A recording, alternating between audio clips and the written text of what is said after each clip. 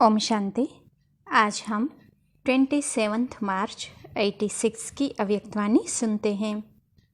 आज की वाणी का सार है, सदा के स्नेही बनो। सर्व स्नेही बाप दादा बोले। आज स्नेह का सागर बाप अपने स्नेही बच्चों से मिलने के लिए आए हैं। यह रूहानी स्नेह हर बच्चे को सहज योगी बना देता है। यह स्नेह सारे पुराने संसार को सहज भुलाने का साधन है। यह स्नेह हर आत्मा को बाप का बनाने में एकमात्र शक्तिशाली साधन है। स्नेह ब्राह्मण जीवन का फाउंडेशन है। स्नेह शक्तिशाली जीवन बनाने का पालना का आधार है। सभी जो भी श्रेष्ठ आत्माएं बाप के पास सन्मुख पहुंची है, उन सभी के पहुंचने का आधार भी स्नेह है। स्नेह के पंखों से उड़ते हुए आकर मधुबन निवासी बनते हैं। बाप दादा सर्वस्नेही बच्चों को देख रहे थे कि स्नेही तो सब बच्चे हैं, लेकिन अंतर क्या है? नंबरवार क्यों बनते हैं? कारण स्नेही सभी है, लेकिन कोई है सदा स्नेही और कोई है स्नेही और कोई तीसरे है समय प्रमाण स्नेह निभाने वाले। बाप दादा ने 3 प्रकार के स्नेही देखे। जो सदा स्नेही है वह लवलीन होने के कारण मेहनत और मुश्किल से सदा ऊंचे रहते हैं।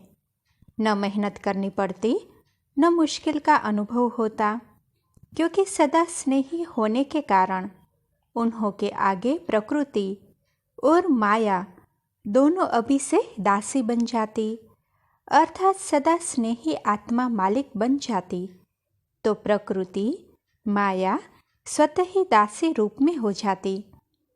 प्रकृति माया की हिम्मत नहीं जो सदा स्नेही का समय व संकल्प अपने तरफ लगावे। सदा स्नेही आत्माओं का हर संकल्प हर समय है ही बाप की याद और सेवा के प्रति। इसीलिए प्रकृति और माया भी जानती है कि यह सदा स्नेही बच्चे संकल्प से भी कब हमारे अधीन नहीं हो सकते। सर्व शक्तियों के अधिकारी आत्माएं हैं। सदा स्नेही आत्मा की स्थिति का ही गायन है। एक बाप दूसरा न कोई, बाप ही संसार है। दूसरा नंबर, स्नेही आत्माएं स्नेह में रहती जरूर है, लेकिन सदा न होने कारण कभी कभी मन के संकल्प द्वारा भी कहाँ और तरफ स्नेह जाता। बहुत थोड़ा बीच बीच में स्नेह को परिवर्तन करने के कारण कभी मेहनत का, कभी मुश्किल का अनुभव करते, लेकिन बहुत थोड़ा। जब भी कोई प्रकृति व माया का सूक्ष्मवार हो जाता है, तो उसी समय स्नेह के कारण याद जल्दी आ जाती है और याद की शक्ति से अपने को बहुत जल्दी परिवर्तन भी कर लेते हैं। लेकिन थोड़ा था समय और फिर भी संकल्प मुश्किल या मेहनत में लग जाता है। कभी कभी स्नेह साधारण हो जाता, कभी कभी स्नेह में लवलीन रहते। स्टेज में फर्क पड़ता रहता, लेकिन फिर भी ज़्यादा समय या संकल्प व्यर्थ नहीं जाता। इसीलिए स्नेही है, लेकिन सदा स्नेही न होने के कारण सेकंड नंबर हो जाते। तीसरे है समय प्रमाण स्नेह निभाने वाले। ऐसी आत्माएं समझती है कि सच्चा स्नेह सिवाय बाप के और कोई से मिल नहीं सकता, और यही रूहानी स्नेह सदा के लिए श्रेष्ठ बनाने वाला है। ज्ञान अर्थात समझ पूरी है, और यही स्नेही जीवन प्रिय भी लगती है।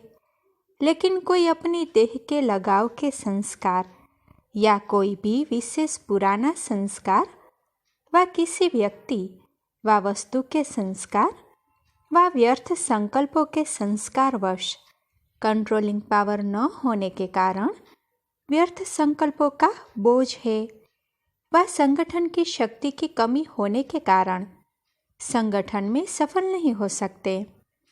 संगठन की परिस्थिति स्नेह को समाप्त कर अपनी तरफ खींच लेती है और कोई सदा ही दिल शिकस्त जल्दी होते हैं। अभी अभी बहुत अच्छे उठते रहेंगे और अभी अभी देखो तो अपने आप से ही दिल शिकस्त। यह स्वयं से दिल शिकस्त होने का संस्कार भी सदा स्नेही बनने नहीं देता। किसी न किसी प्रकार का संस्कार परिस्थिति की तरफ, प्रकृति की तरफ आकर्षित कर देता है और जब हलचल में आ जाते हैं तो स्नेह का अनुभव होने के कारण, स्नेही जीवन प्रिय लगने के कारण फिर बाप की याद आती है। प्रयत्न करते हैं कि अभी फिर से बाप के स्नेह में समा जावे, तो समय प्रमाण, परिस्थिति प्रमाण हलचल में आने के कारण कभी याद करते हैं, कभी युद्ध करते हैं। युद्ध की जीवन ज़्यादा होती और स्नेह में समाने की जीवन उसके अंतर में कम होती है, इसीलिए तीसरा नंबर बन जाते हैं। फिर भी विश्व की सर्व आत्माओं से तीसरा नंबर भी अति श्रेष्ठ ही कहेंगे, क्योंकि बाप को पहचानना, बाप के बने ब्राह्मण परिवार के बने ऊंचे से ऊंची ब्राह्मण आत्माएं ब्रह्मा कुमार कुमारी कहलाते हैं। इसीलिए दुनिया के अंतर में वह भी श्रेष्ठ आत्माएं हैं, लेकिन संपूर्णता के अंतर में तीसरा नंबर है। तो स्नेही सभी है, लेकिन नंबर वार है। नंबर 1 सदा स्नेही आत्माएं, सदा कमल पुष्प समान न्यारी और बाप की अति प्यारी है। स्नेही आत्माएं न्यारी है, प्यारे भी है, लेकिन बाप समान शक्तिशाली विजयी नहीं है, लवलीन नहीं है, लेकिन स्नेही है। उन्हों का विशेष यही स्लोगन है, तुम्हारे है तुम्हारे रहेंगे। सदा यह गीत गाते रहते हैं। फिर भी स्नेह है, इसीलिए 80% सेफ रहते हैं। लेकिन फिर भी कभी कभी शब्द आ जाता, सदा शब्द नहीं आता। और तीसरे नंबर आत्माएं बार बार स्नेह के कारण प्रतिज्ञाएं भी स्नेह से करते रहेंगे। बस अभी से ऐसे बनना है, अभी से यह करेंगे, क्योंकि अंतर तो जानते हैं ना। प्रतिज्ञा भी करते, पुरुषार्थ भी करते, लेकिन कोई न कोई विशेष पुराना संस्कार लगन में मगन रहने नहीं देता। विघ्न मगन अवस्था से नीचे ले आते, इसीलिए सदा शब्द नहीं आ सकता। लेकिन कभी कैसे होने के कारण कोई न कोई विशेष कमजोरी रह जाती है। ऐसी आत्माएं बाप दादा के आगे रूरिहान भी बहुत मीठी करते हैं, हुज्जत बहुत दिखाते, कहते हैं डायरेक्शन तो आपके है ही, लेकिन हमारे तरफ से भी आप करो और हम पावे। हुज्जत से स्नेह से कहते, जब आपने अपना बनाया है तो आप ही जानो। बाप कहते हैं बाप तो जाने, लेकिन बच्चे माने तो सही। लेकिन बच्चे हुज्जत से यही कहते कि हम माने न माने, आपको मानना ही पड़ेगा। तो बाप को फिर भी बच्चों पर रहम आता है कि है तो ब्राह्मण बच्चे, इसीलिए स्वयं भी निमित्त बनी हुई आत्माओं द्वारा विशेष शक्ति देते हैं। लेकिन कोई शक्ति लेकर बदल भी जाते और कोई शक्ति मिलते भी अपने संस्कारों में मस्त होने कारण शक्ति को धारण नहीं कर सकते। जैसे कोई ताकत की चीज़ खिलाओ और वह खावे ही नहीं, तो क्या करेंगे?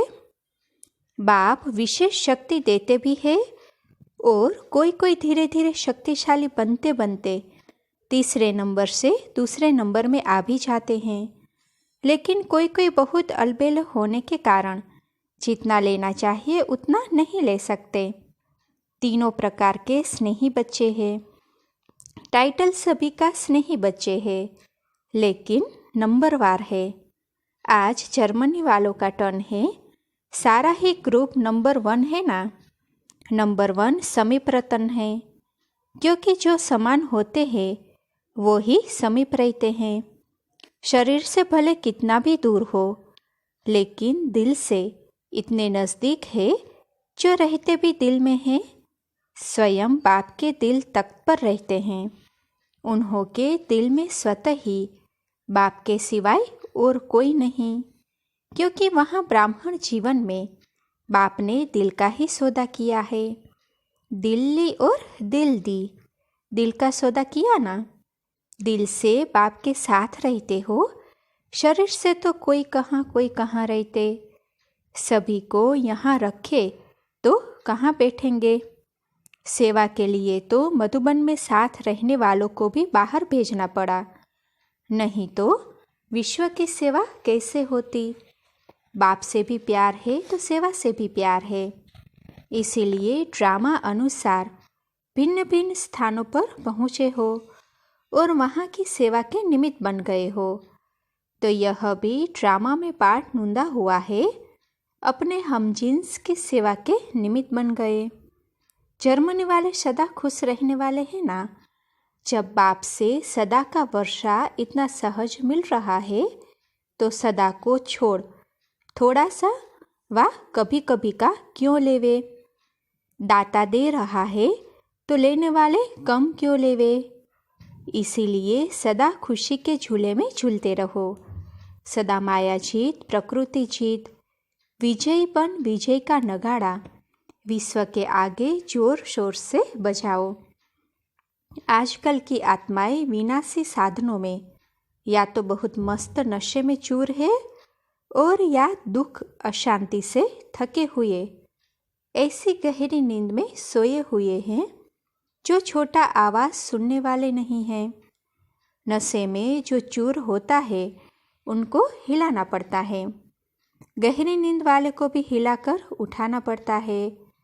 तो हैम्बर्ग वाले क्या कर रहे हैं। अच्छा ही शक्तिशाली ग्रुप है। सभी की बाप और पढ़ाई से प्रीत अच्छी है। जिन्हों की पढ़ाई से प्रीत है वह सदा शक्तिशाली रहते। बाप अर्थात मुरलीधर से प्रीत, माना मुरली से प्रीत। मुरली से प्रीत नहीं तो मुरलीधर से भी प्रीत नहीं। कितना भी कोई कहे कि मुझे बाप से प्यार है, लेकिन पढ़ाई के लिए टाइम नहीं, बाप नहीं मानते। जहाँ लगन होती है वहाँ कोई विघ्न ठहर नहीं सकते, स्वतः ही समाप्त हो जाएंगे। पढ़ाई की प्रीत, मुरली से प्रीत वाले विघ्नों को सहज पार कर लेते हैं। उड़ती कला द्वारा स्वयं ऊंचे हो जाते, विघ्न नीचे रह जाते। उड़ती कला वाले के लिए पहाड़ भी एक पत्थर समान है। पढ़ाई से प्रीत रखने वालों के लिए बहाना कोई नहीं होता। प्रीति मुश्किल को सहज कर देती है। एक मुरली से प्यार, पढ़ाई से प्यार और परिवार का प्यार किला बन जाता है। किले में रहने वाले सेफ हो जाते हैं। इस ग्रुप को यह दोनों विशेषताएं आगे बढ़ा रही है और पढ़ाई और परिवार के प्यार कारण एक दो को प्यार के प्रभाव से समीप बना देते हैं। और फिर निमित्त आत्मा भी प्यार वाली मिली। स्नेह भाषा को भी नहीं देखा। स्नेह की भाषा सभी भाषाओं से श्रेष्ठ है। सभी उनको याद कर रहे हैं, बाप दादा को भी याद है। अच्छा ही प्रत्यक्ष प्रमाण देख रहे हैं। सेवा की वृद्धि हो रही है। जितना वृद्धि करते रहेंगे उतना महान पुण्य आत्मा बनने का फल, सर्व की आशीर्वाद प्राप्त होती रहेगी। पुण्य आत्मा ही पूज्य आत्मा बनती है। अभी पुण्य आत्मा नहीं तो भविष्य में पूज्य आत्मा नहीं बन सकते। पुण्य आत्मा बनना भी जरूरी है। अच्छा, ओम शांति।